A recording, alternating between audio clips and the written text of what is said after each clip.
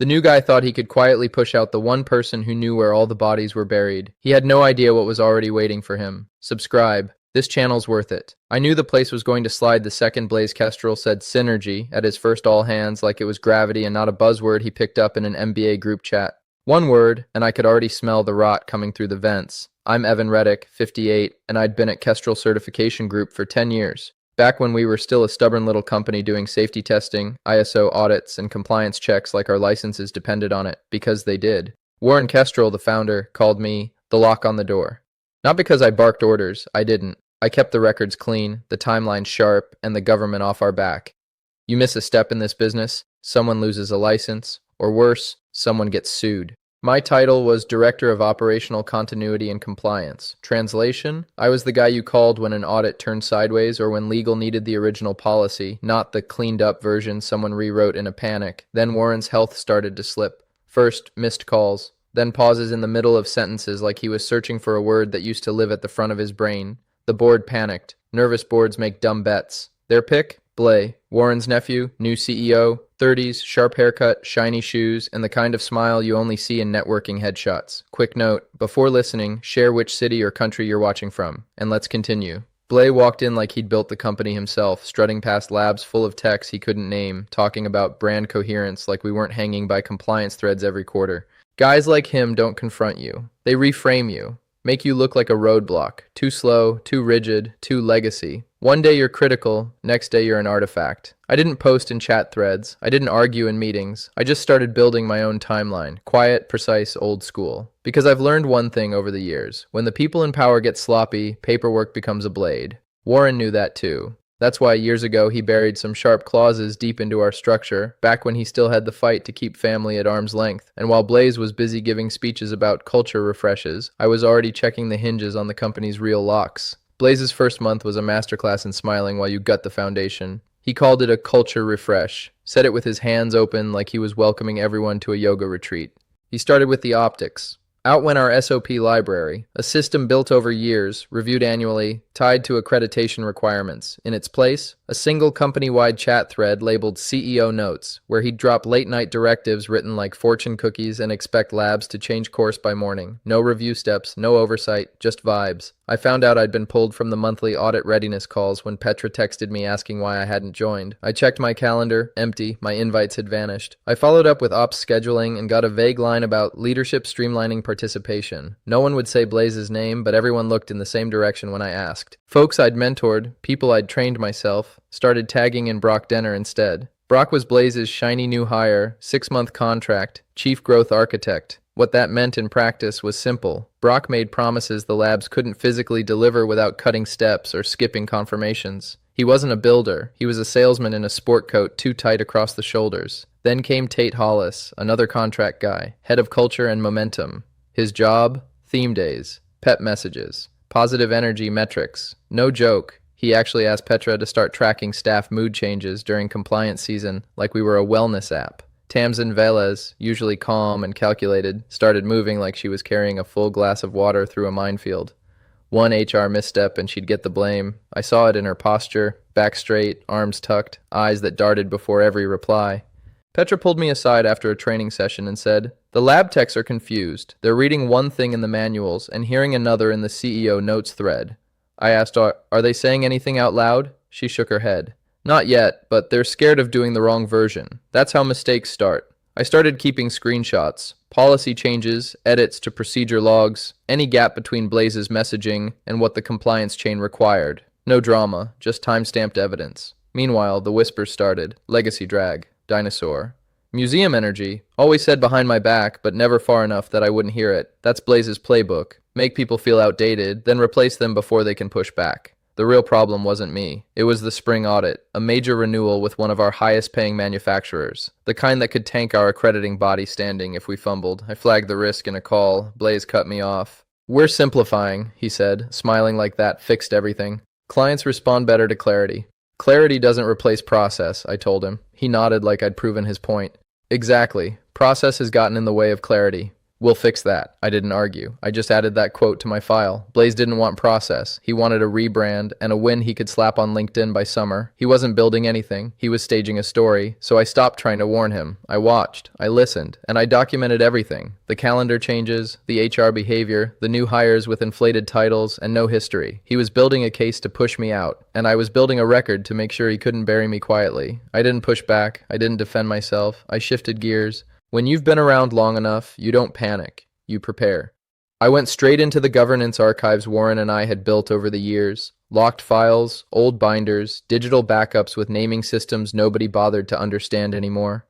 Not nostalgia, leverage. Warren had always been clear about one thing. Boards get soft when things look stable, and family gets bold when they smell opportunity. He didn't trust either to hold the line under pressure, so he didn't rely on trust. He built structure. Buried deep in the governing documents was something most people never read twice. An operational reversion clause tied to the founder's trust. Clean language, tight conditions, no fluff. It wasn't about ego. It was about continuity. The clause said if the designated keeper of core processes, my role, got terminated without proper board approvals and a compliant exit package, control didn't just float, it shifted.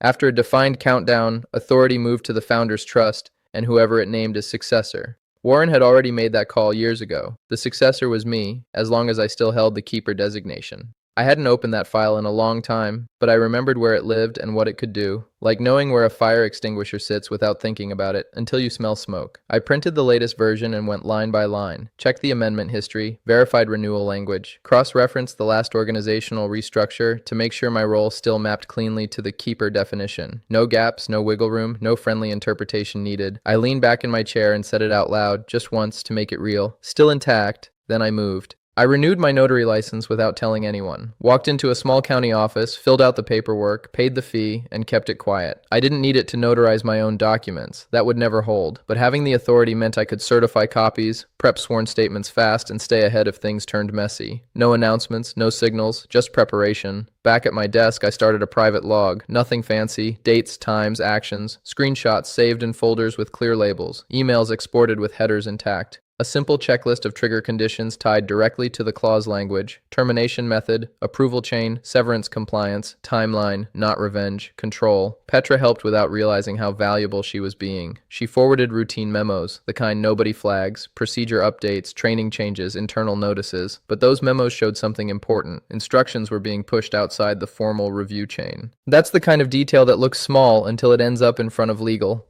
Delaney Sloan, our general counsel, didn't know what I had, but I knew how she worked. She didn't care about personalities, titles, or office politics. She cared about documents that held up under pressure. If I handed her clean evidence, she wouldn't have a choice. I also knew Blaze's type. He wouldn't start with a clean cut. He'd try something softer first, something framed as respectful, collaborative, forward-looking.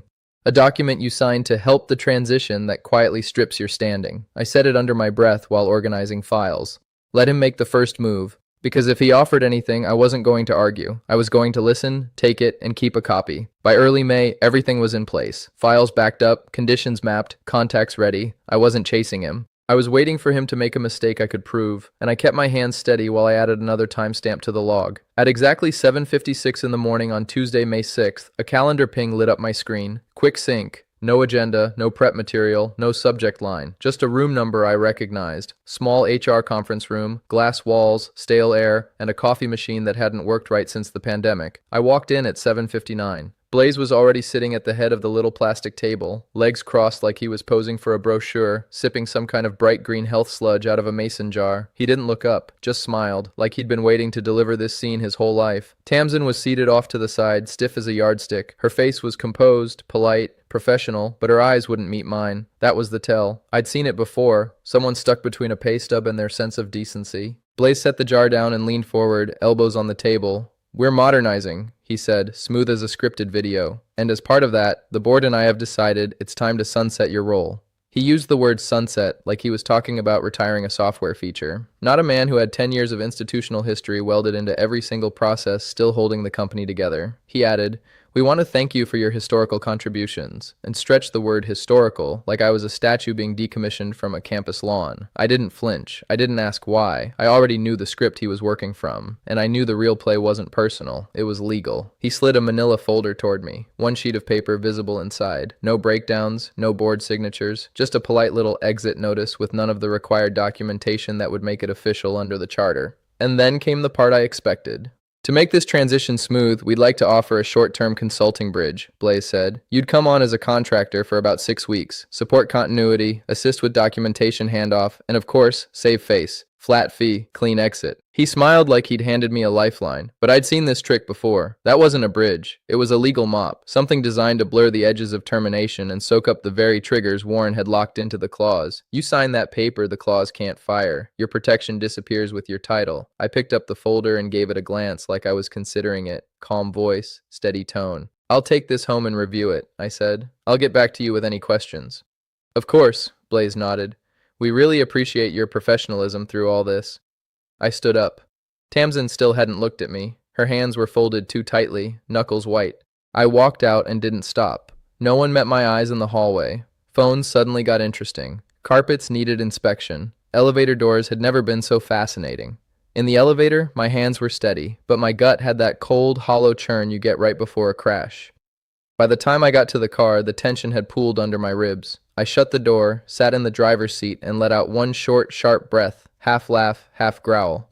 Then I pulled out my phone and started the countdown. I didn't hesitate. I knew exactly what had to be done. First stop was my bank app. I downloaded the payroll deposit record that showed the exact date and time the final check hit my account. Not a PDF I typed up, an official bank stamp transaction. Clean timestamp, unshakable. Then I grabbed the manila envelope I'd prepped 3 days earlier. It had everything: the notarization form, the clause citation, and the formal execution notice. I'd filled in every field except the signature. The seal stayed blank until the trigger was real. I drove straight to the notary I'd used twice before. Small storefront in a strip mall, clean carpet, fake fern, woman in her 60s who didn't waste time with small talk. I handed over my ID and the sealed envelope. She read the first few lines out loud. Termination occurred without documented board approval. Then looked at me over her glasses and said, "You sure?"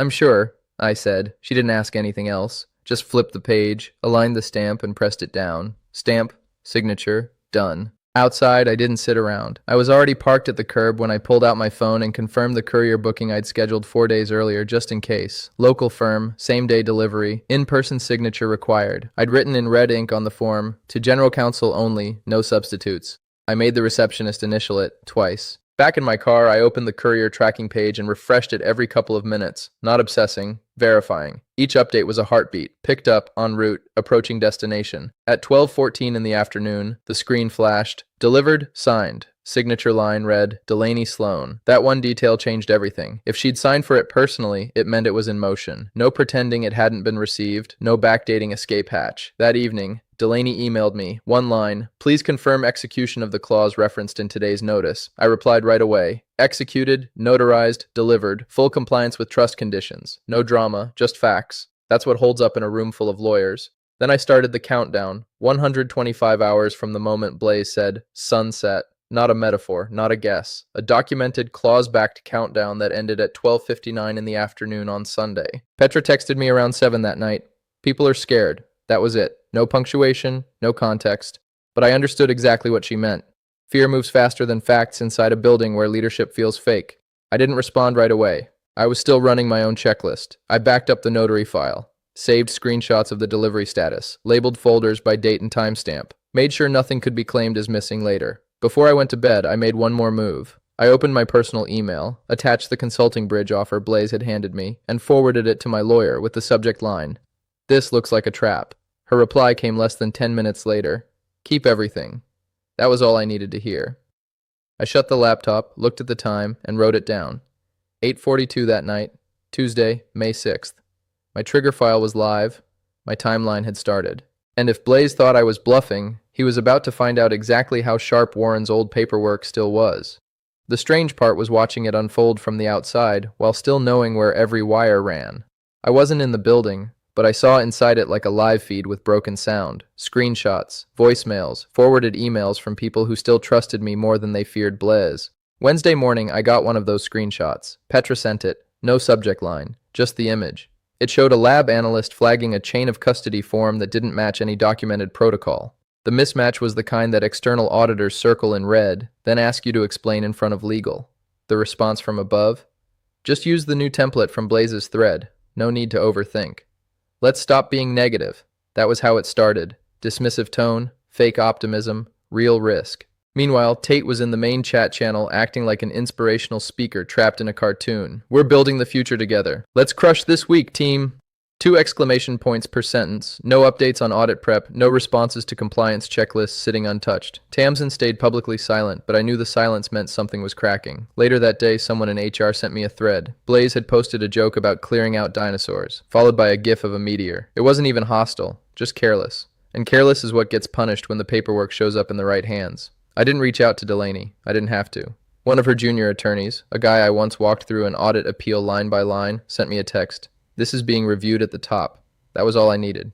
By Thursday morning, I heard Maura Tilling had called an emergency legal session. I wasn't on that invite, obviously, but Len Pruitt was, and Len didn't talk much, but when he did, it was measured and final. If Len was in the room, someone was about to get their ego served back to them cold. At the same time, real pressure was building. The accrediting body sent a request for updated chain of custody documentation, routine on the surface, but with our spring renewal coming up, it landed like a lit fuse. Petra told me Blaze wanted to simplify the training docs, strip down the detail to make it look clean. She told him no. That afternoon, 2 senior operations staff, each with over a decade in the labs, were reorganized out of the company. Petra called me from her car, voice tight. He's cutting the beams out of the ceiling because he doesn't like how they look, she said. It's not even subtle anymore. I didn't tell her to hang on. She already was. What I did was forward her earlier memos back to her with subject lines added. Clean titles, clean dates, just in case. That same day, someone sent me a Blaze post from the company chat. Spring cleaning. Legacy clutter slows innovation. A few people reacted with emoji. Most didn't respond at all. That silence said everything. Late Thursday, Delaney started digging. She asked the compliance team for physical governance binders, hard copies, archived versions, stuff that hadn't been touched in years. The request came through a finance analyst who owed me a favor from back when I pushed through his promotion packet during a chaotic quarter. That's how real cleanup starts.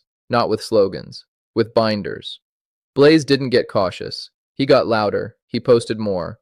Rebranded every concern as resistance to change. I watched every message get forwarded to me by people who didn't know what to say, just that something was wrong. I kept the updates sorted by time, labeled folders by sender, organized screenshots by escalation tier, because if Delaney and Maura were building a case, I wasn't going to let a single piece of it fall through the cracks. And Blaze, he was too busy throwing gasoline to notice the match already lit. Friday afternoon, my phone buzzed with Petra's name. Something's off in the HR system, she said. I don't have access to the full record, but I saw a workflow that's showing a Thursday termination date. That was 2 days after the meeting, 2 days after the folder, 2 days after the moment Blaze said the word sunset to my face. I thanked her and hung up. I didn't ask how she saw it. I didn't need to. 10 minutes later, an anonymous email hit my personal inbox. Subject line, for your records. No body text, just 2 attachments. The sender wasn't hard to guess. Tamsin had been quiet, but she wasn't blind. I opened the first attachment. It was a screenshot of my HR profile. Termination date edited to read Thursday, May 8th. The file showed the edit timestamp in system metadata. Sloppy work. The second attachment was worse. A Slack thread. Blaze had messaged someone in HR directly. Let's clean up the timeline. Needs to align with the exit bridge. Questions root through me. Not legal. Right there. One sentence that would set a boardroom on fire. I didn't sit with it. I didn't think about what it meant personally. I saved both files, zipped them, and uploaded copies to 2 separate drives. Then I opened a clean email draft, attached the files, and sent them to both my attorney and Delaney. Subject line, this appears to be a record alteration attempt. That's it. No emotion, no narrative. Just the facts and the files. 10 minutes later, Blaze called. I let it ring out. He called again and left a voicemail. His tone was overly casual, like he thought if he sounded relaxed, I'd forget what clock we were running on. Hey Evan, I know the other day was a lot. I want to circle back and see if we can maybe reframe this a bit. Bigger consulting deal, advisory title, mutual respect. Let's do this the right way. He didn't say sign the release, but the shape of the play was obvious. He wanted my signature to muddy the termination language before the window closed. That voicemail became evidence, intent on audio. I texted my lawyer, he just tried again. She replied, save the file, do not respond. While Blaze was scrambling, Brock Denner started wobbling. People like him only stand tall when the crowd is clapping. When the room goes cold, they look for exits. A lab supervisor I trusted messaged me from a personal number. Brock's been asking, if the trust thing is real, what happens to my contract? That told me the panic was spreading, not just upstairs, down the ladder. That same hour, Delaney sent me one more email, short and precise. Board is being briefed. Do not engage directly with Blaze at this time. That's lawyer speak for, we're about to move. Stay out of the line of fire. Petra called later that night. Her voice was low. He's still making changes. Deleted 2 lab policy PDFs from the shared drive. Replaced them with CEO note links. I asked, are you keeping logs? I'm forwarding everything to my personal email, she said. If I disappear Monday, you'll know why. You're not going anywhere, I said. Just keep the chain clean. By midnight, I had a folder labeled Backdate Attempt, May 10th, with every file duplicated and locked. I had Blaze's voicemail saved as an audio transcript. I had Petra's screenshots backed up and labeled by time. I had Brock's fear documented without even needing his name on it. The company now had 2 fires burning. The accrediting body asking procedural questions, and a clause-triggered governance clock running out, and I was standing in the middle of both, with a fuse already lit. I was never invited to the boardroom that Saturday. Didn't expect to be. Len Pruitt walked me through it afterward, calm and detailed, the way he always is when something matters. He doesn't waste words or soften them. He believes in fairness more than comfort. He said Blay walked in like he was pitching a product, not facing an inquiry. Quarter-zip sweater, open body language, pacing as he talked about maintaining momentum like it was a tangible asset you could graph. He acted like the clause was some outdated relic, not the loaded weapon it actually was. Delaney didn't even blink. No nods, no small talk. She went right to the facts and laid the whole thing out cold. The termination had skipped board approval. The severance package wasn't compliant. The clause conditions had been triggered properly, and the notarized execution had been hand-delivered and signed for, confirmed. Mora, the board chair, asked one question. Is this enforceable? Delaney answered it like she was swearing on a witness stand. Yes, fully enforceable. The clause language is clear, the triggering conditions are documented, and the successor was valid at the time of execution. That's when Blaze tried to spin it, said the paperwork was old, said the clause wasn't in sync with the modern org chart. He claimed the company had evolved beyond those legacy processes. Then he aimed his shot at Delaney. You're letting legacy people sabotage our forward strategy, he said. That's when Delaney shut it down. She pulled out the compliance cycle reaffirmation, the signed and time-stamped confirmation that the reversion clause had been revalidated less than 2 years earlier. Then she added the part that hit harder. No part of the clause could be overridden without founder-level consent. That cut through the room. Blaze tried the backdate angle next, claimed HR was still processing, said the date listed was operational, not literal. Delaney pulled out the bank deposit timestamp, the notary stamp, the courier delivery signature with her own name on it. Then she added the kicker, a screenshot of the altered HR record, metadata included. Len told me Blaze stopped moving after that. No pacing, no hand gestures, just silence. His color dropped, his mouth opened, but nothing useful came out. Then came the emotional twist, one even I hadn't expected. Delaney had pulled a sealed media file from the Founders Trust archive during council review. It was a short video Warren had recorded years ago, labeled for use only in the event of reversion conflict. Len said they played it during a closed legal review right there in the room. No one spoke while it played. Warren looked older in the video, thinner, slower, but clear-eyed. He said, if you're hearing this, it means someone ignored the guardrails. Someone treated the company like a toy instead of a system. He didn't name Blay. He didn't have to. He called out exactly the type. Nephews, friends, people who want the benefits without the burden, people who think process is a cage instead of a structure. Then he looked straight into the camera and said, I trust the designated successor to steady the work, protect the labs, and put the brakes on a fantasy before real damage is done. Blaze tried to laugh, said something about it being a cute touch. Nobody laughed with him. That's the moment the boardroom stopped being a debate and started becoming damage control. Sunday started early, missed call, then another, then 5 more, all from Blaze. The first voicemail sounded upbeat, almost cheerful, like he thought we were still doing business. Hey Evan, hope you're having a good weekend. Just wanted to touch base real quick. Maybe we talk through a few options. By the third one, the tone changed. We should be collaborating here. Not escalating. We both want what's best for the company, right? I didn't respond. I didn't even open the messages. When a man starts repeating himself with that much urgency, silence makes the point for you. Around 10:30, Brock reached out. Not from his usual number, a burner. No caller ID, just a 5-word text. Can you clarify what's real? I didn't ask how he got my number. I just replied, you should speak to counsel, and don't put anything reckless in writing. He ignored both parts and sent a file anyway, 24 screenshots of internal chats. Blaze talking about editing dates, getting HR aligned, and buying Evan off with a contract. Blaze name-dropping board members like they were on his side. One line even said, we can clean this if he signs. Brock was trying to save himself by handing me the knife. I forwarded everything to Delaney. No edits, no commentary, just the file and a subject line. Internal communications, forwarded as received. Let the facts speak. At noon sharp, Petra called. No small talk. Her voice had that stretched, frayed edge I'd heard in emergency prep calls. Labs don't know who's allowed to sign off on the accrediting body docs, she said. Everything's stalled. Everyone's bracing for the worst. That's not on them, I said. That's what happens when leadership turns into improv theater. There was a pause. Then she said, "They're scared, Evan, and tired." I looked at the time, 12:58 in the afternoon. I pulled out my phone and opened the stopwatch app. Just watched the last seconds tick down. No music, no dramatic click. At exactly 12:59 in the afternoon, the clause matured. The 125-hour window closed. Authority shifted, just like the paperwork said it would. 15 minutes later, I got the email from Delaney. Reversion executed, board recorded acknowledgement, interim authority transferred per trust appointment. Right behind it came a text from Len. Mora made it official. Blaze received a separation package prepared in advance. Short message, big meaning. I didn't ask what Blaze said. I didn't care how he reacted. I learned later, through Petra and a finance manager who'd seen the exit order, that security walked him out around 1:45. No shouting, no drama. Apparently Blaze asked for privacy on the way out. That's what ego looks like when the spotlight flips. The accrediting body issue didn't magically disappear, but the panic slowed. Petra told me staff stopped asking, "What happens if?" and started asking, "What do we do now?" That's what real authority does. It stops the spinning and gives people something solid to hold on to, and I hadn't even stepped back in the building yet. Monday morning, I walked through the front doors like nothing had happened. Same lobby, same badge scanner, same people who wouldn't look at me a week earlier now pretending they hadn't flinched. I didn't show off. I didn't strut. I moved like I belonged, because I did. I wasn't there to gloat. I was there to stop the bleeding.